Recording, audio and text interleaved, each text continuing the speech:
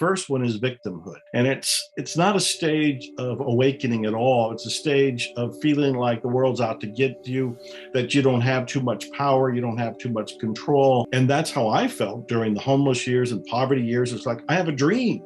I want to be an author. But look at me, I'm suffering, I'm desperate, I'm not happy, I'm feeling like a victim. So the first stage is victimhood, and the vast majority of people are there.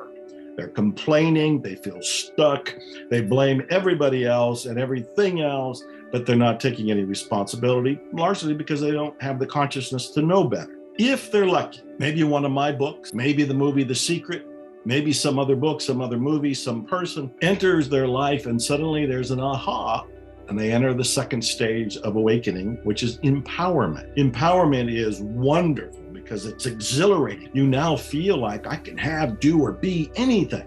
I can visualize it, I can achieve it. You can read Napoleon Hill's works, Think and Grow Rich, and all the other ones, and take all that to heart and start to use it. And you can start to get results. And it's a wonderful place to be. It certainly beats victimhood. At some point in empowerment, you butt heads into something you can't change. In my case, well, my father had died, my mother had died, my best friend had died, a family member attempted suicide.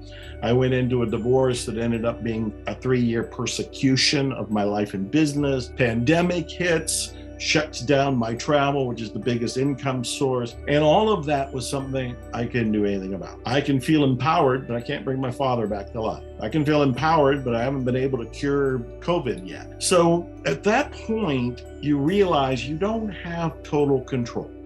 You're not a victim because you still have control of yourself and you have limited control over what you can do in the world. So you end up moving into the third stage, which is surrender. Surrender isn't the negative thing where you wave a white flag and say, I give up. It's the surrender where you join forces with a higher power.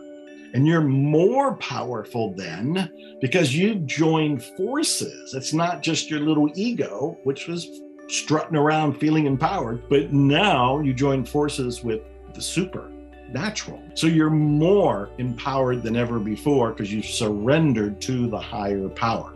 That's the third stage. There's a fourth stage though. And the fourth stage is what I call awakening itself. You can't make an awakening. You can prepare for an awakening, but you can't make it happen because that would be your ego trying to outsmart your own ego. It's a game you can't win. Awakening comes by grace.